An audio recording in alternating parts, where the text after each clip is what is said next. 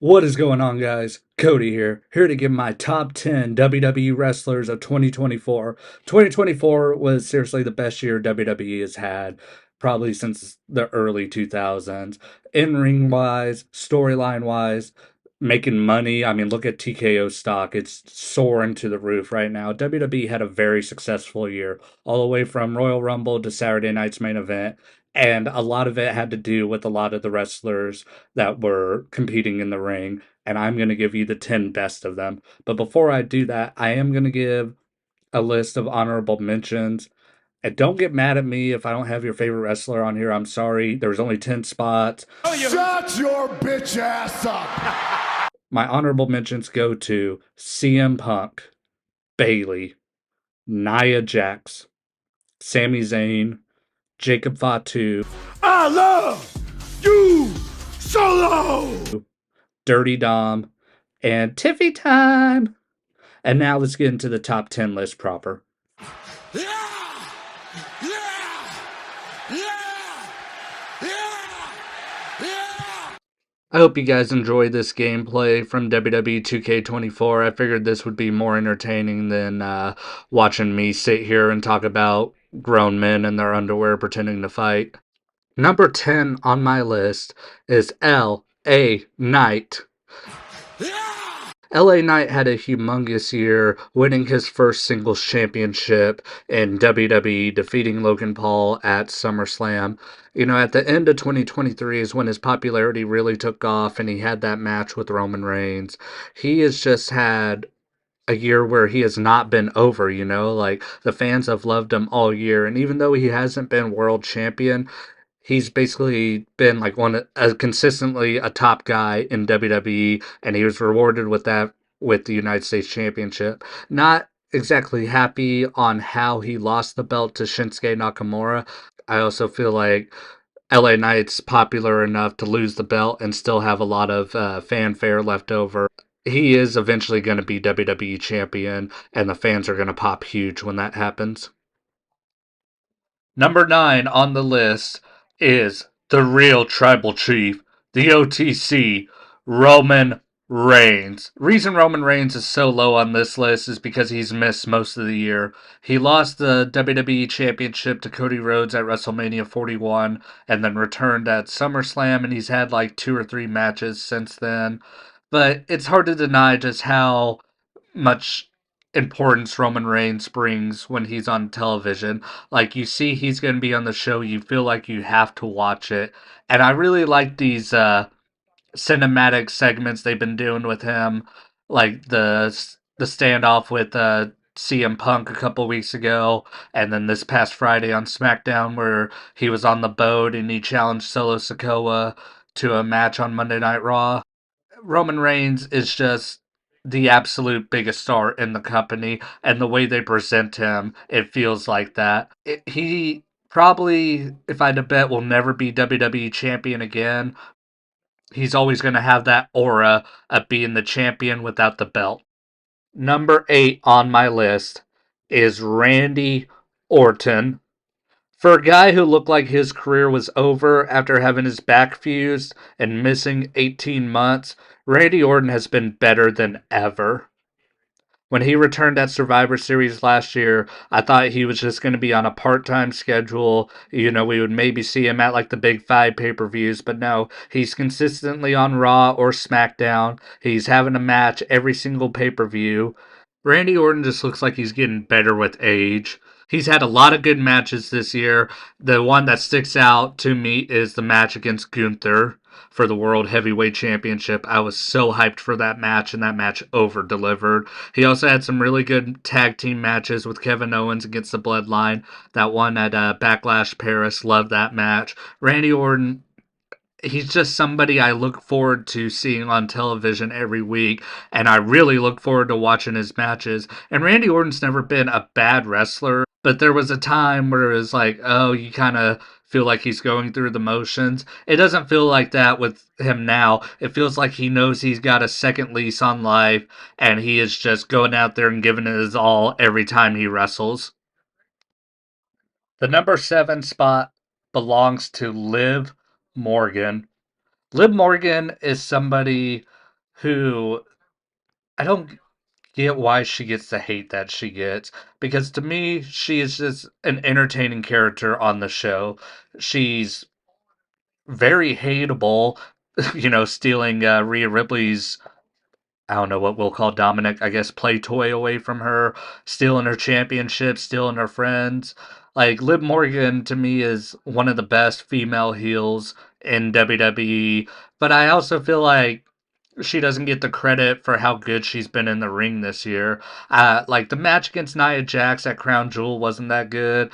You look at the match that she had in Saudi Arabia against Becky Lynch where she won the title. I thought that was a very good match. You look at the match she had with Rhea Ripley at SummerSlam. That match set the whole tone for the show. That match was incredible. Then you also had the match on Saturday night's main event against Io Sky.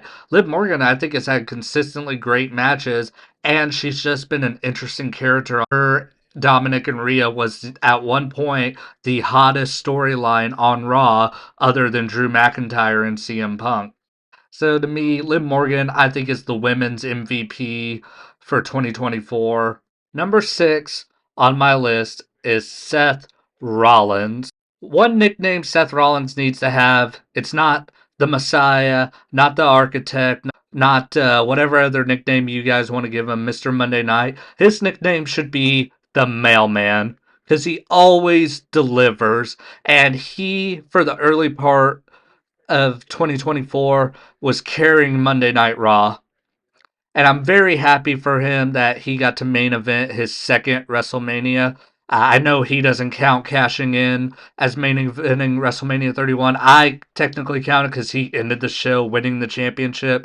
So to me, this year was his second Mania main event, and he kind of fit in with the story with Cody and The Rock and Roman Reigns. It didn't really feel like Seth Rollins was shoehorned in there. And then on WrestleMania Night 2, defending his championship against Drew McIntyre in a fantastic match, all while doing it with a torn up knee. He comes back at SummerSlam. He's a special guest referee, played a key part in that match. Seth Rollins entered the year as the champion, and he may not have the belt, but he's a champion in my eyes because the dude just is tough as nails. Comes back early from injuries. He is a dog, man, and I am really happy that he finally got to fulfill his goal of going in as a promoted WrestleMania main event. Hey, we're at the midway point of this list, and I just want to say thank you if you made it this far. I greatly appreciate it. If you'll do me a favor and leave a like on the video, comment your top 10 list down in the comment section below, because I'm interested to see how yours looks compared to mine, because everyone's list is going to be different. Do that for me, please. And if you're not subscribed to the channel already, please do so. Hope you have a great day and enjoy the rest of the list. Number 5 is Damian Priest. What a breakout year this dude had. When he won Money in the Bank, I thought for sure he was either going to have a failed cash-in or that he was going to cash in on a mid-card championship. But no, this dude becomes the second person ever to cash in at WrestleMania and win the World Championship. And after he won the World Championship, I was kind of like, he's probably going to lose it. He'll have like a 1-month reign. No, instead he goes from WrestleMania to SummerSlam and was a great champion. He was like, every match he had, I was just looking at him more and more like, I think this dude's got something. I was not a believer in Damian Priest, and he made me a believer. This dude ascended to superstar status this year. And I look at him now, I hope he becomes a multi-time world champion, because he's shown that he can carry the show as a champion and make me care about him. He is a stud, and I'm very happy he had the success that he had this year. And if you guys have not watched his documentary on Peacock, it dropped, I think, right before SummerSlam. Go and watch it, and it will make you a fan of this dude for life. Number 4 is main event Jey Uso. This dude should not be as popular as he is. He's just so charismatic and so likable that the fans are drawn to him and they love him, dude. Like, Jey Uso has lost like 7 or 8 world championship matches since 2020. it seems like he loses a world championship match and he gets more over. I don't know how to explain it other than the dude's just cool. And we haven't really had somebody as cool as him on the main roster in a long time. And he's just easy to root for. Even if he like goes in there and has like a stinker like he did with his brother at WrestleMania, he comes out the next night in the main event of WrestleMania and gets a huge pop. Jey Uso is just a career babyface from now on. I don't see him ever turning heel. And he is a license to print money for WWE with the Yeet shirts and the sunglasses and all that. Like, you go to a live show, you see little kids dressed up as Jey Uso, and I'm hoping in 2025 he will be a world champion. Him right now, he makes a lot of money for the company. Now imagine what happens when he becomes world champion and you give him like a chance to go on ESPN or the Today Show and show off his personality. This dude's going to draw a lot of fans to Netflix and USA Network just to see him. Number 3 on my list, and this might be a little bit controversial. There. I'm in danger. Is Cody Rhodes. That's not taking anything away from the year that Cody Rhodes had, winning his second straight Royal Rumble, main eventing both nights of WrestleMania, winning the WWE Championship, having great matches with AJ Styles, Roman Reigns, Kevin Owens, you name it. Cody Rhodes has had a lot of great matches in 2024. And the way he has represented the company whenever he makes media appearances as the champion, all the Make-A-Wish stuff he is now doing. He is this generation's John Cena, and he deserves the respect that he gets. But there are 2 other guys that I think are better than Cody Rhodes, and I'll get to them shortly. But Cody Rhodes, I'm very happy that he finished his story this year. Probably the greatest WrestleMania like closing shot ever with everybody in the ring celebrating him and having him being lifted up. Cody Rhodes, everybody loved him at that point. I know now towards the end of the year people are kind of getting a little sick of him. That's kind of expected. Do you know not everybody stays popular? And the fans turn on everybody eventually. We're the real heels. But Cody Rhodes has been a great champion, and I'm hoping that his future is him main eventing WrestleMania this year against John Cena.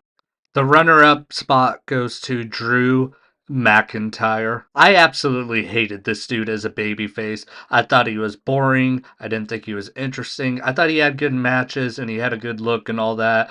But whenever he spoke, I did not believe him. Ever since last year, when he turned heel, he has probably been my favorite wrestler. I have done a complete 180 on this dude. Now I search out his promos, whereas before I couldn't stand to listen to them. Now anytime I hear he's going to be on the show, I have to watch it. He is the most interesting man in WWE, and he was fantastic from start to finish. From January to December, this dude has been incredible. The MVP of WWE. The rivalry with CM Punk will be talked about 20 years from now. That Hell in the Cell match will be talked about 20 years from now. This dude has had a legendary run this year. Drew McIntyre is the best heel in wrestling. Like, that's including WWE, AEW, TNA, New Japan, any wrestling promotion, you name it. Drew McIntyre is a better heel than their top heel. Absolutely incredible. I cannot tell you how much I did not like this dude, and now I love this dude. He is awesome, and I hope he is never a babyface again. And number 1 is the real final boss of WWE, Gunther. Remember when people thought this dude's career was over when his name was changed? Man, did they look like idiots now. Gunther is so awesome. He is the perfect pro wrestler from promos to in the ring to just believability as a professional wrestler. Like, you just look at Gunther and you're like, he can beat somebody up and hurt them really bad.